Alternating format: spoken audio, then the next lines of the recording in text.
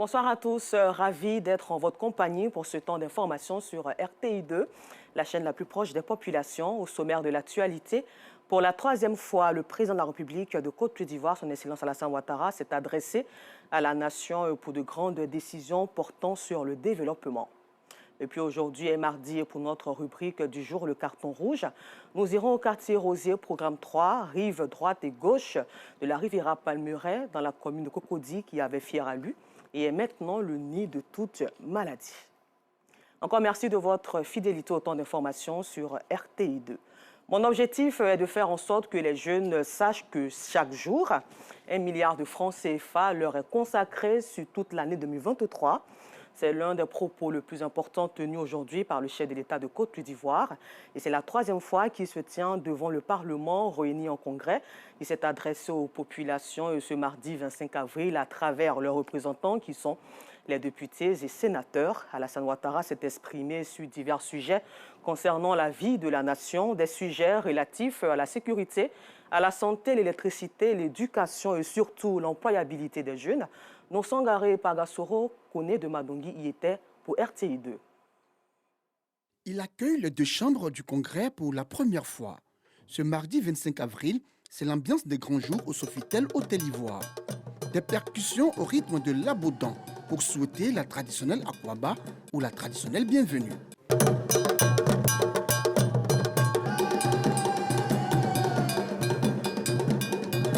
Le chef de l'État, Alassane Ouattara, s'adresse à la nation à travers ses représentants que sont les députés et les sénateurs. Dans son adresse, le président de la République s'est exprimé sur divers sujets concernant la vie de la nation.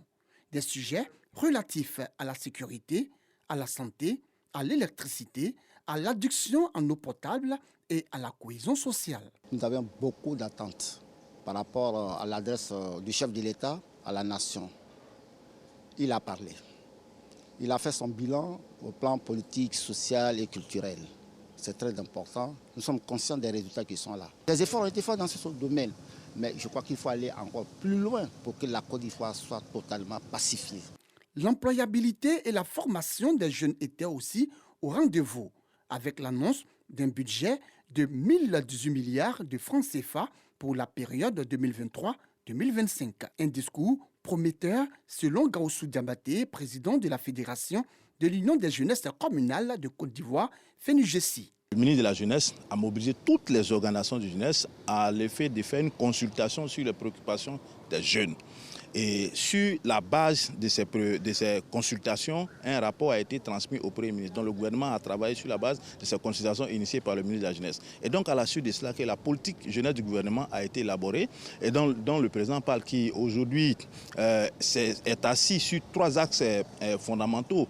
Mais ce que nous retenons le plus important, c'est la formation des jeunes et la création d'emplois pour les jeunes. Cela est très important. Le président de la République l'a dit, il consacre plus de 365 milliards à la jeunesse, soit 1 milliard par jour qu'il investit au profit des jeunes de Côte d'Ivoire. C'est donc dit toute l'importance du programme, du vaste programme du gouvernement qui est mis en place, et donc de la traduction de la volonté du chef de l'État.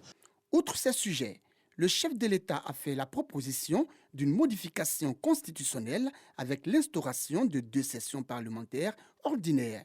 La première qui débute en janvier pour prendre fin en juin. Elle durera 6 mois. La seconde, qui débute en octobre, prendra fin en décembre et va durer 3 mois. Bonne chance donc à la jeunesse ivoirienne qui a à présent la balle dans son camp. Aujourd'hui, elle m'a dit à cet effet, passons tout de suite à notre rubrique du jour, le carton rouge.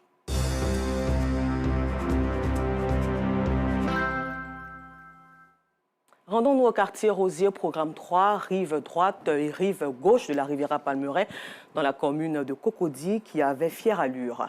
Un rond-point qui captivait tout visiteur. Aujourd'hui, cette beauté a laissé la place à la dégradation de cet espace à l'entrée de cette belle cité. Son image est encore dégradée par les eaux usées qui détruisent la chaussée et créent quotidiennement des embouteillages. Le constat de Théodore Zouzou, Pagasoro Kone de Madongi, Seydou Ouattara et Gilles Tonia. Rosier, programme 3, commune de Cocody. L'un des rares sous-quartiers de la Riviera a disposé d'un rond-point. Cette œuvre artistique, placée à l'entrée de la cité, n'est aujourd'hui qu'un amas de crevasses contrastant avec la sublime touche de beauté voulue par un fleuriste il y a de cela 2 décennies. À ces balafres créés par la dégradation de la chaussée s'ajoute une plaie béante, puante et nauséabonde. Une laideur hyperbolique accentuée par des regards endommagés jouxtant la voie communale. Problème, les eaux usées provenant de ces égouts colonisent la voie au grand désarroi des usagers. Nous sommes dans la belle commune de Cocody. C'est pas bien de voir l'eau usée sur la route. C'est mieux qu'il y ait des caniveaux pour faire circuler l'eau sale parce que souvent ça crée la saleté. Et puis aussi, ça sent mauvais. Ces eaux usées, disons, ces déchets qui viennent stagner sur la chaussée, un véritable problème pour ces vendeuses de nourriture installées aux abords. Ici, c'est bel et bien la belle commune de Cocody. Souvent, ça s'arrête là, ça ne bouge pas. L'odeur nous fatigue. C'est pourquoi à chaque fois, on est obligé de fermer la nourriture pour ne pas que les clients aient des maladies. Que les gens de la cité là trouvent une solution.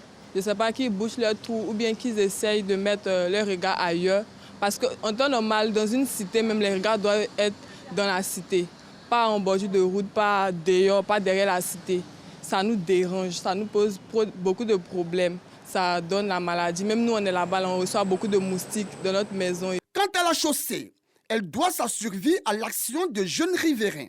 Ils viennent souvent colmater les creux laissés par l'érosion causée par les eaux acidiques, sales, noirâtres et dangereuses. Des eaux provenant d'excréments humains, de savons de lessive et de toilettes. Conséquence immédiate et inévitable, la dégradation du bitume qui engendre des embouteillages interminables aux heures de pointe. Rappelons que nous parlons bel et bien de la belle commune de Cocody. C'est le caniveau ici qui est bouché. Et là, c'est ce qui coule ici, une fatigue. Ça ne nous arrange pas. Parce que la voie est gâtée, d'abord, et ça fait qu'on a du mal à circuler. Tous les jours, j'emprunte toujours cette voie. Mais elle est dégradée. Parce qu'il y a l'eau de WC qui coule toujours et on prend les ordures, les gravats et on remplit toujours, mais on n'arrive pas à trouver la solution. C'est dans le bâtiment, ça quitte. Ça, c'est pas la solution. La solution, c'est qu'on vienne arranger. Il y a une structure qui s'occupe des routes en Côte d'Ivoire, qui viennent voir. Au banc des accusés, le propriétaire de cet immeuble à proximité des points d'évacuation d'eau usée. Je le maintiens, je le dis, ce regard ne nous appartient pas, c'est le regard de toute la cité. C'est-à-dire c'est les eaux usées de toute la cité qui se déportent par derrière. Le président du syndicat de la cité Rosier, programme 3, rive gauche de la belle commune de Cocody, lui, essaie d'éclairer la lanterne des uns et des autres sur la situation. Il y a eu un déguerpissement ici qui a provoqué la destruction des regards. L'eau qui vient, qui n'a plus de déboucher, naturellement, s'est frayé un chemin et celui de tomber sur la chaussée et qui est dégradée. Le président Brou revient sur les démarches effectuées, mais resté sans suite. Nous avons adressé des différents courriers dont j'ai les décharges ici, notamment des courriers à Sodeci Assainissement et à la direction technique de la mairie de Cocody, à l'ONAD, à la direction du domaine public. Et depuis janvier 2023, nous n'avons pas, certaines structures nous ont approchés, nous ont demandé pour avoir certaines informations sur la question. On leur a donné jusqu'à présent rien. Mais entre-temps, j'ai été convoqué par la brigade de salubrité du ministère de l'Environnement et de la Salubrité. Je leur ai donné toutes les preuves. Et donc nous sommes dans l'attente n'est-ce pas, d'une solution que les uns et les structures contactées pourraient apporter. Les autres regards construits sur l'espace sécuritaire entre les poteaux à haute tension et la clôture de la cité ne sont plus visibles. Ils sont phagocytés par des constructions achevées ou en cours d'achèvement. Nous sommes dans la belle commune de Cocody. On a vu le regard, mais nous ne sommes que des exécutants. C'est ce qu'on nous a dit de faire, c'est ça on exécute. Et comme si cela ne suffisait pas, des habitations de fortune et des garages automobiles ont vu le jour sous ces lignes à haute tension. Ces habitants et propriétaires de garages ont sans doute l'impression que les morts par électrocution n'arrivent qu'aux autres. Pourtant ici, en cas d'électrocution, c'est toute la cité qui partirait en fumée. Et nous n'imaginons pas les dégâts. Que c'est dommage. La rédaction de RTI2 n'entend pas rester indifférente face à cette situation d'insalubrité notoire et exagérée.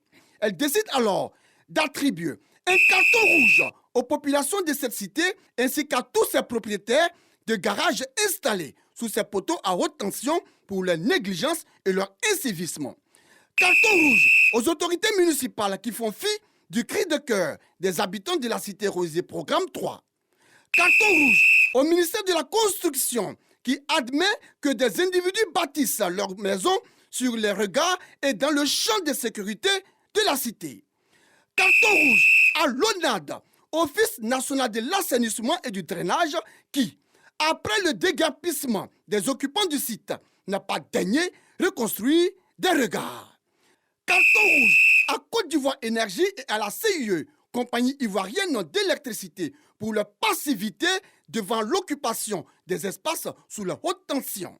Et enfin, carton rouge au ministère de l'Environnement qui s'en fout éperdument de l'insalubrité causée par les eaux sales et nocives pour les populations, mais aussi pour la chaussée, un bien public. Que ceux qui ont des oreilles pour entendre, entendent. Le carton rouge pour le changement des mentalités et surtout emmener les autorités à travailler pour le bonheur des populations. Ce mardi 25 avril marque la journée mondiale de lutte contre le paludisme. Afin d'attirer l'attention du monde entier sur cette maladie et sur son impact dévastateur sur les familles, les communautés et le développement de la société, surtout en Afrique subsaharienne. Le thème retenu pour l'édition de cette année est « Innover pour réduire la charge du paludisme et sauver des vies ». La Côte d'Ivoire belle qui est en marche hier lundi après le week-end de la fête du mois de Ramadan. Les commerces et le secteur du transport ont réouvert leurs portes pour ceux qui avaient fermé le rideau pendant ces festivités. Le constat de Théodore Zouzou est commenté par Clément Bocco. Rond-point des Rosiers, programme 3. Des magasins vestimentaires et bien d'autres articles, boutiques ouverts après la fête du Ramadan. Nous sommes restés ouverts pendant la période des fêtes. Nous sommes dans le vestimentaire, vu qu'on a eu des clients à la veille qui n'ont pas pu venir faire les achats, qui ont demandé à venir le jour J. Donc nous sommes restés disponibles pour les satisfaire. Le supermarché, on a vocation de travailler 7 jours sur 7. Que ce soit les jours fériés, on est là. On est là pour la population. Ici, ces magasins sont restés ouverts, selon les riverains. Pendant les fêtes, les magasins non loin de la cité, Rosier Programme 3 étaient ouverts. En tout cas, ils étaient là pour nous comme d'habitude. Plus loin de là, à Adjamé, les trottoirs sont occupés comme à l'accoutumée. Ces vendeurs de friperies avouent avoir arrêté le travail le temps de la fête. Hier, je n'étais pas là, on était en train de fêter. C'est hier que c'était notre 3e jour de fête de Ramadan. C'est la même situation chez les propriétaires de magasins. C'est la reprise depuis ce matin, parce qu'après les fêtes, voilà, il faut bien reprendre le service. Les temps sont durs. Si on veut faire tout ce temps à la maison, ça va chauffer dans la casserole. Donc c'est pour ça qu'on est là. Sinon, en principe, même quand il y a les fêtes comme ça, il faut se reposer. Parce que nous, on ne prend pas congé. C'est le temps qu'on peut profiter. Mais tu profites juste pour le jour net. Si tu dépasses ça, on ne peut plus vivre.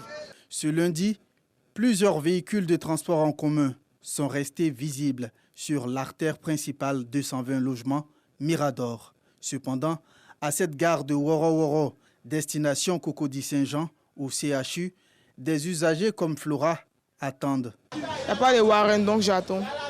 Bon, peut-être que c'est la fête qui continue. Quand il venait, il y avait un long rang quelque part ici, le matin. Chez nous, chaque jour, il y a voiture.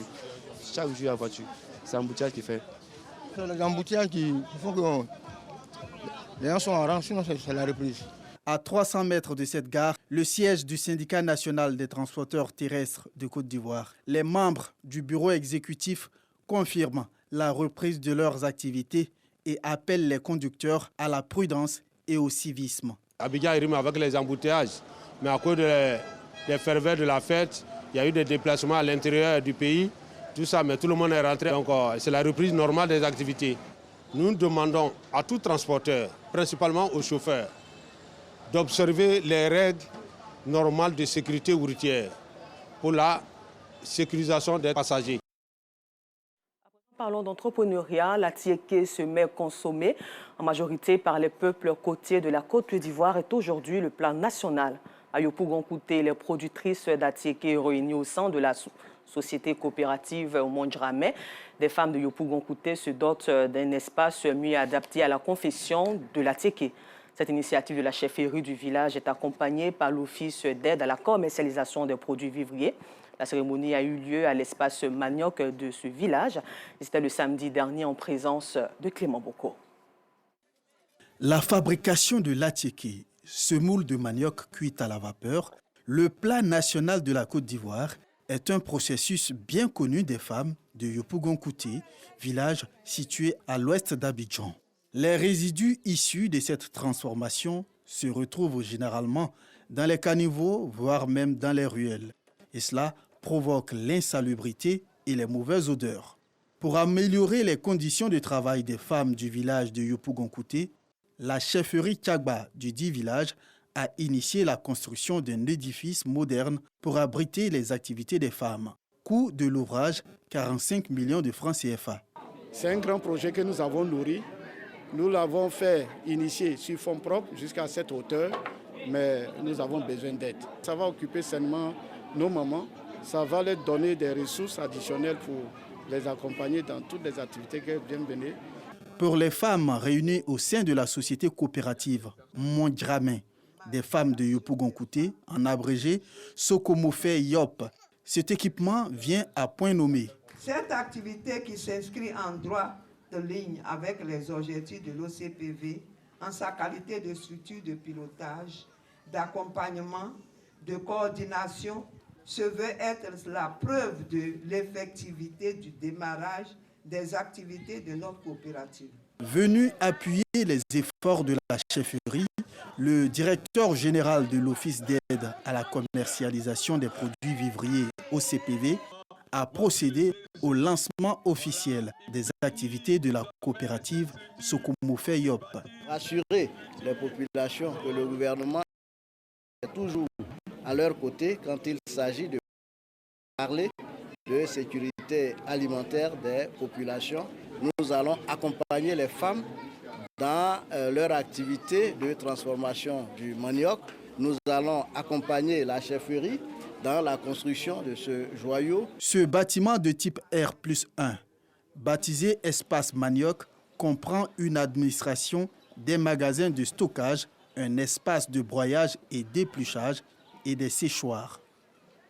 Très belle initiative encouragée pour l'autonomisation de la femme.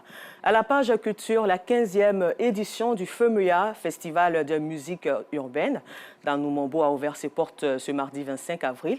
Et durant 6 jours, la Côte d'Ivoire sera aux couleurs de ce festival qui vise à promouvoir l'intégration africaine. Cette année, le thème portera sur l'autosuffisance alimentaire et l'agriculture durable.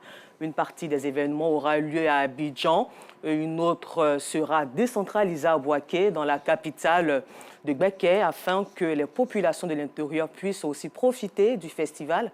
Le pays invité d'honneur pour cette 15e édition est le Togo. Le reportage complet dans nos prochaines éditions. En sport, sachez que les membres du comité exécutif de la Fédération ivoirienne de football ont pris part hier, lundi 24 avril 2023, à une séance de travail dans la commune de Port-Boué, en présence de plusieurs acteurs du football ivoirien. L'objectif de cette réunion était d'établir le plan stratégique 2023-2026 de la Fédération ivoirienne de football. Et puis nous terminons en France où le président du MODEM, François Bayrou, et 10 autres personnes soupçonnées de détournement de fonds publics ou de complicité dans l'affaire de l'emploi irrégulier d'assistants d'eurodéputés seront jugés à Paris du 16 octobre au 22 novembre. Encore merci à vous de votre aimable attention et bonne suite de programme sur RTI2, la chaîne la plus proche des populations.